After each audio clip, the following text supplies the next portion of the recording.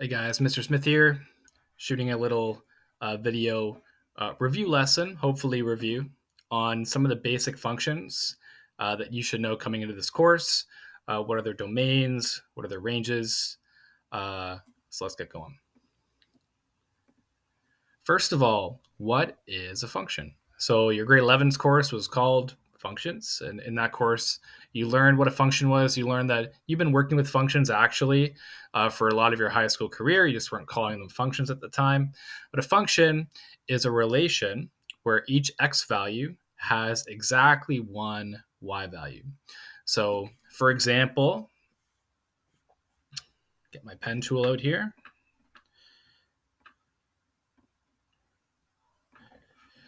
Feel free to jot these down in your note or not, as you'd like. For example, just going to make up a function here. Let's look at the function 2x plus 1. Now, we know from earlier grades, this is a linear function. It has a y-intercept of 0, 1, and its slope is 2. So, I mean, if we were to graph it, it looks something like that. This is a function because if you input a value for x, say x equals 1, and calculate the resulting y value, 2 times 1 plus 1 equals 3. You don't get like two different values. You put in an x value, it spits out one y value corresponding to 1 point on the graph. I guess it'd be the point 1, 3. And again, one x value, one y value. And this results in a graph where this graph would pass what we called in grade 11 a vertical line test, right? If you were to pass a vertical line through this graph, anywhere, you only ever hit the graph one time. So you put in an x value, you get out a unique y value. A relation that would not be a function in your grade 10 course, you guys looked at circles. The equation of a circle that has a radius of radius of 1 and its center at 0, 0 would be that. And we know that that graph looks like this. It's a circle, and this does not pass a vertical line test. For example, if I put in an x value of 0, I get two possible y values, right? Y could be positive or negative 1, right? So in this case, not a function, doesn't pass a vertical line test. An x value of 0 gives more than one y value. So lots of ways to say that's not a function. So a little crash course review on what a function is. And again, you guys have been looking at lots of different functions in your earlier math courses. And in this video lesson, we're just simply going to review them and talk about their domain and range, mix in a little bit of our new interval notation. So it should be pretty quick. Let's continue. Types of basic functions. Here we go. First one, revisit grade 9. You guys learned about linear functions. So linear. The base equation, f at x equals x. Now, of course, you guys know back from grade, and I might just do little dot points. You guys know that the general slope-intercept form of a line, y equals mx plus b, m equals slope, b equals y-intercept. This is the y equals x, or f at x equals x. It's just the baseline where you have a slope of 1 and a y-intercept of 0. The graph looks something like that. And if we think about what's the domain and range of this guy? So quick, just a little team talk. Domain are the x values that you are allowed to input into a function. Or in other words, when you look at the graph, it's the x values that the graph touches. The range is the y values that come out of the function. Or if you look at the graph, it's the y values that the graph hits. And we know for this function, you can put any x value you want in. If you look at the graph goes forever left and right and forever up and down. So for the domain and range, using interval notation here, we can say the following. For the domain, in the past, we would have said x is any real number. Using interval notation, we'll say this. X is an element of the range of numbers from minus infinity to infinity. And it's the same for the y values. Y is in the range of numbers from minus infinity to infinity. Something like that. Alternatively, using set notation, we could say x is an element of the real numbers and y is an element of the real numbers. both of these notations are perfectly fine.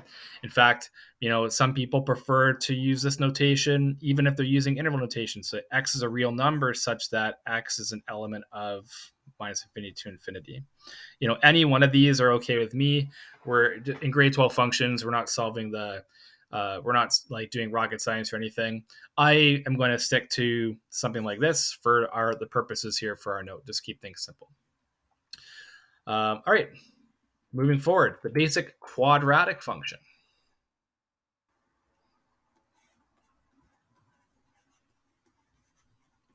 Quadratic, the base equation of the quadratic function, f at x equals x squared. Graph of f at x equals x squared. Just your basic parabola, vertex at 0, 0, opens up. And the domain for the basic quadratic function. So again, we can plug in any x values you want in here. Negatives, 0, decimals, fractions, it doesn't matter. You can plug in any number you want. The domain is x can be any real number, where x is between minus infinity and infinity. Again, I'm going to stick to, when I can, this interval notation just to reinforce the previous little mini lesson. The range, though, you look at the graph and think, well, what kind of numbers, look at the equation first. What kind of numbers can I get out of this? When I square an x value, what kind of numbers can come out? Well, we can't get negatives, right? And that shows in the graph. The graph is always 0 or above. And so we'd say the y values are between 0 and infinity, including 0. So we will use the square bracket, tying in our learning from the previous day. All right, let's continue. Again, purpose of today, just to review these basic functions. Basic cubic function. So that's a function you were introduced to in your grade 11 course. Grade 9 is kind of linear functions. You just don't call them functions.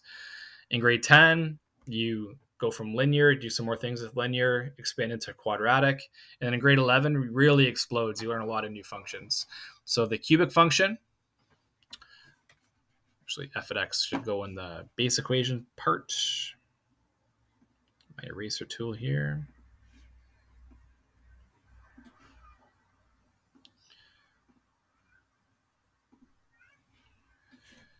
Here we go. So cubic,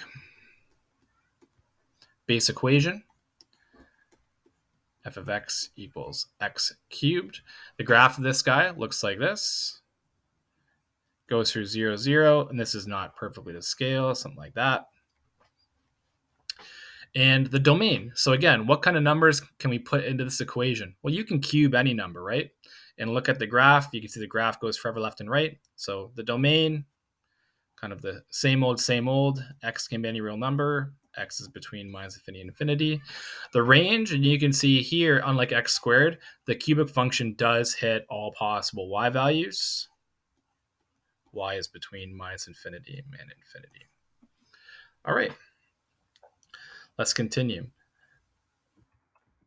So another function you learn in the grade 11 course, the square root function. Let me just call it for up here the root function, just to get it in here. Base equation looks like this. F at x equals the square root of x. And its graph looks something like this, starting at 0, 0, and kind of off like that. What's the domain of this function?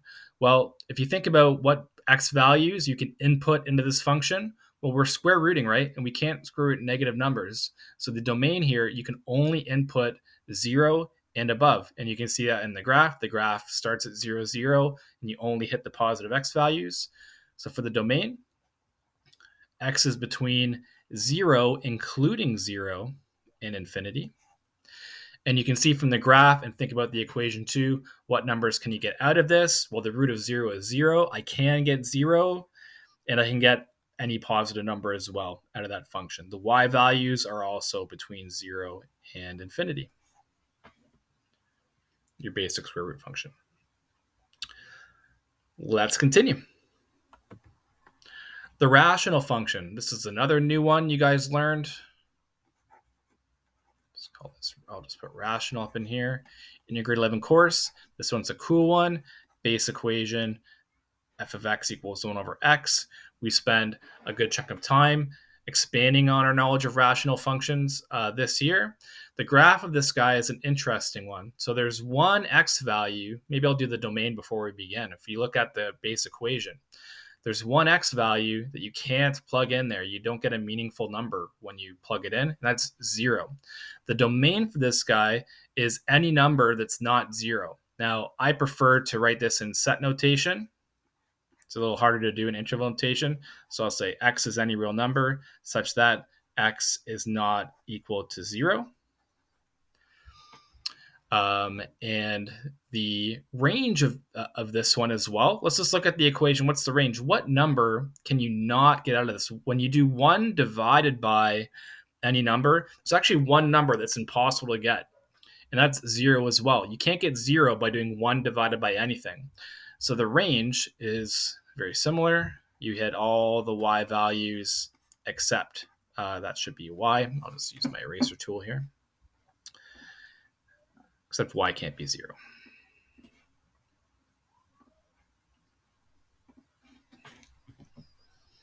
So I'm just going to mix in set notation for that one to find it just a bit easier. Remember, there's no right way. There's no set notation, interval notation.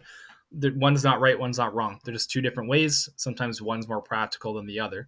The graph of this guy, you guys saw, so what you have is you have what we call a vertical asymptote at x equals 0.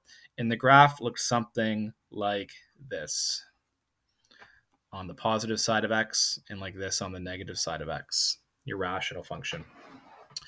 Maybe I'll just take a pause here and just suggest something to you guys.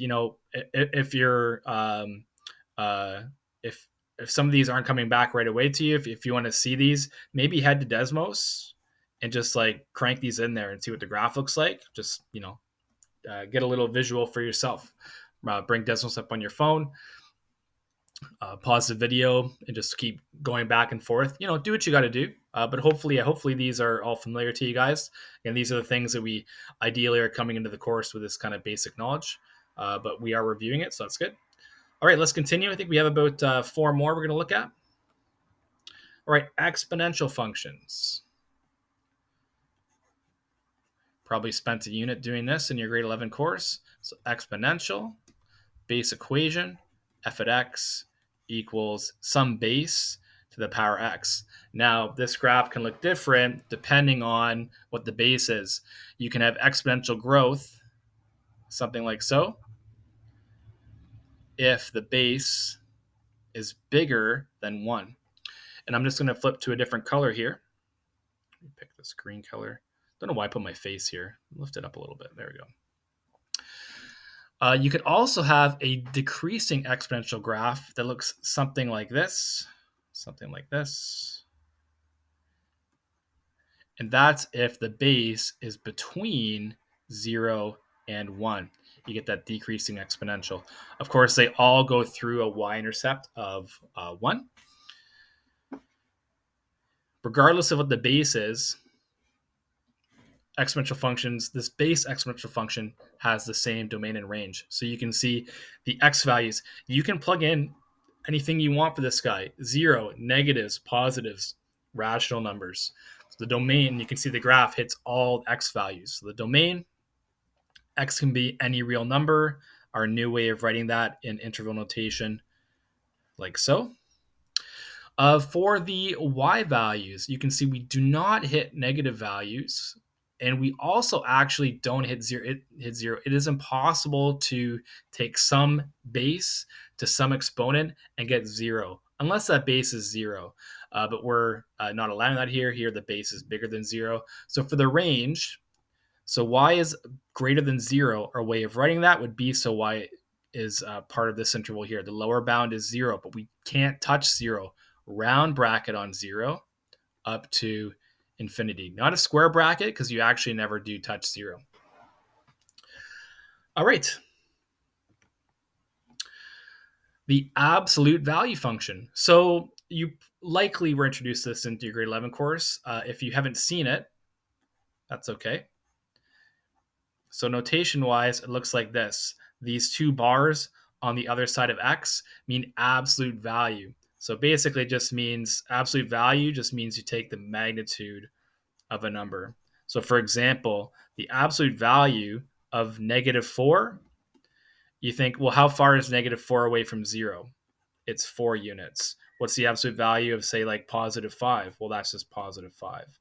The absolute value of 0, well, 0 is 0 units away. So basically, you just, if it's a negative number, when you take the absolute value of it, it just becomes positive.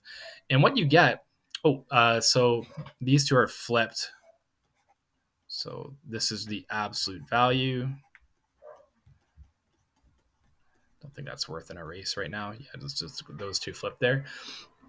So the absolute value of 0 is 0. The absolute value of 1 is 1. Of 2 is 2. So what you get is you get this, it's linear on the one side. It looks like y equals x. But then on the other side, it's linear too, but it looks like y equals -x. And you get this V-shaped function when you graph out the absolute value function. And you can see for its domain, it's going to hit all the x values. So x is between -infinity and infinity. And for the range, we're only hitting the y values 0 and above. Y is between 0, we include 0, square bracket, and infinity, round bracket. Absolute value function. Let's continue. I think now we're into the trigonometric functions. The sine function. Basic sine function. So you guys learned about these. You can model periodic behavior in your grade 11 course. The base function, f of x equals the sine of x. What's the graph look like? We're not going to go into crazy amount of detail, but what you guys would have saw last year is that it starts at 0, 0, then you reach a maximum, minimum, and it just kind of repeats. I'll just fill the graph up the other way too. I'm not really being too careful.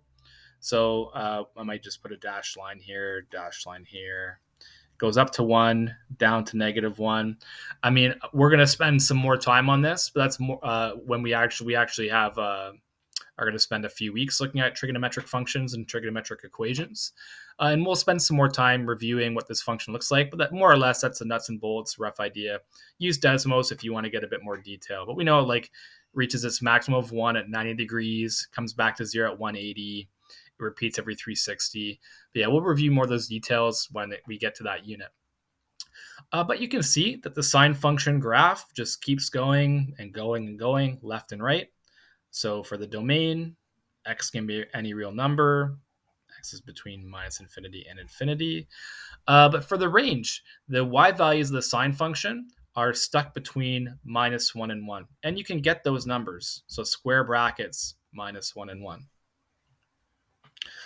The next one is also a trig function. So you guys learned about the cosine function as well in your grade 11 course. And it looks very similar to the sine function. Base equation, f at x equals cosine x. Except that for the graph, the graph still goes between -1 and 1, but we start at 0, 1. It starts at a maximum and comes down, goes back up, comes back down. So something like this. Again, just going to get the rough shape here. We'll go into more detail once we review this later on. Your basic cosine function. The domain, very similar to the sine function. Actually, it is similar to the sine function. X can be any real number between -infinity and infinity. And the range, those y values are between -1 and 1. Basic cosine function. All right. And I think we're on our last one. This is the last one, guys. So finally, usually in the last part of the course, you talk about sequences and series. Another way of saying that is discrete functions. So a discrete function is something like, if I had a sequence, I'm going to make up a very simple sequence here. Just going to go, keep it really easy. A little arithmetic sequence, 1, 2, 3, 4, 5, and so on and so on. The first term is 1, and then every term after that, we're just adding 1 in this case. So this is, well, first of all, it's discrete. And what would the equation look like that describes this? Well, the first term is 1, the second term is 2, the third term is 3. So the base equation might look something like this.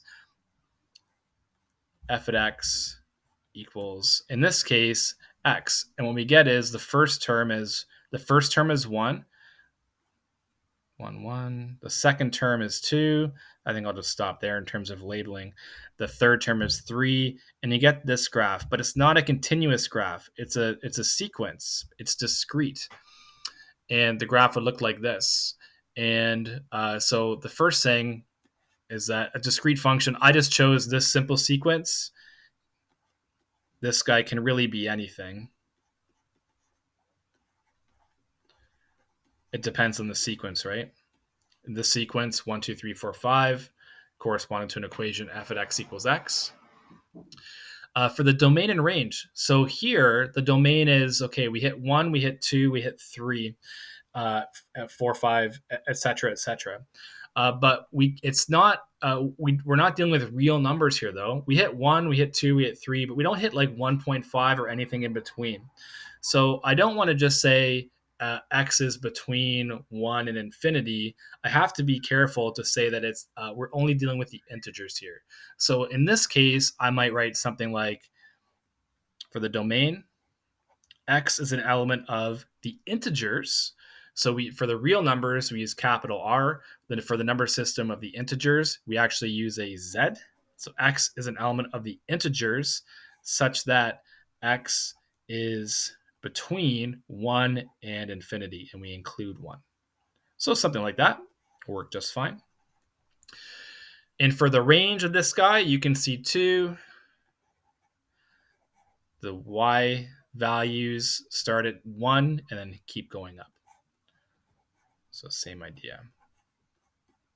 That's the domain and range for this particular discrete function. And I just might add, this is the Z refers to the integers. All right. So those are all of the kind of base functions you would have been exposed to in your grade 9, 10, and a lot of those in your grade 11 course.